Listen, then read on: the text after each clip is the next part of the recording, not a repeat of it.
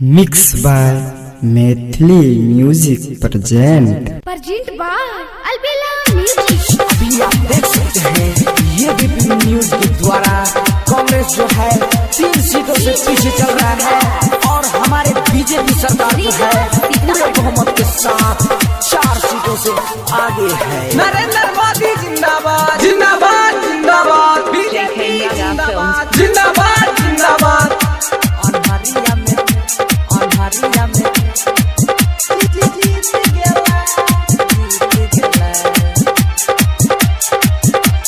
हाँ, सबके ऊ कहे रहे चौकीदार हो, भारत माता के रिहै दुलार हो, जनता के बारिश में तीत गल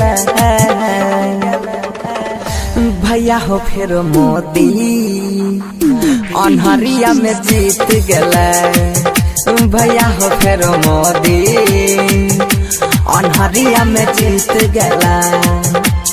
हाँ, सबके ऊ कहे रहे चौकीदार हो, भारत माता के रिहै दुलार हो, जनता के बारिश में तीत गला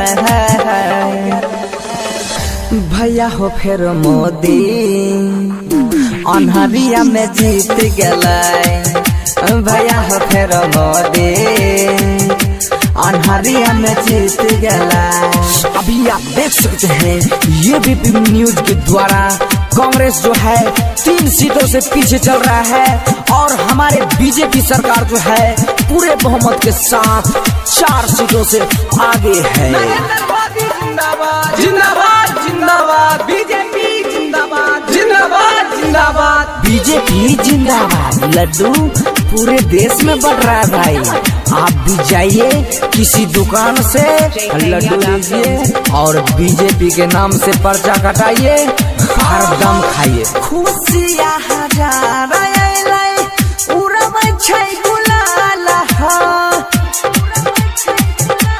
भैया प्रधानमंत्री फेरो बनलै भारत माँ के लाल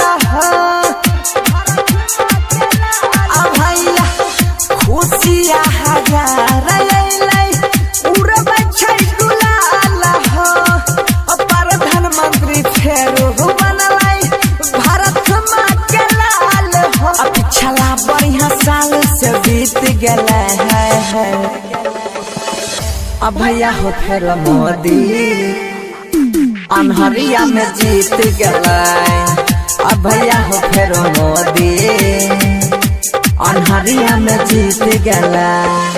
हमको तो पहले से शक था कि मोदी छोड़कर कोई सरकार नहीं आएगा, कांग्रेस तो बीच में बेकार घंटा मरा दिया। अरे ये सोचकर जनता भी पछताएगा, जनता भी पछताएगा। Mix by Maithili music present DJ Vikas अन्हरिया में अन्हरिया में presented by Albela recording studio Shimla. हाँ हाँ, माथा में लगवा हे लोगवा मोदी जी के चंदन हो ए हो बनसीधर राइटर सोनू करे अभिनंदन हो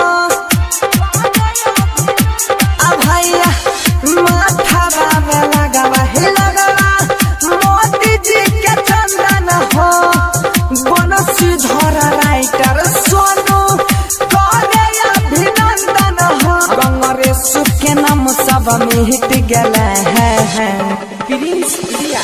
भैया हो फिर मोदी अन्हरिया में जीत गया भैया हो फिर मोदी अन्हरिया में जीत गया। Mix by Maithili music present.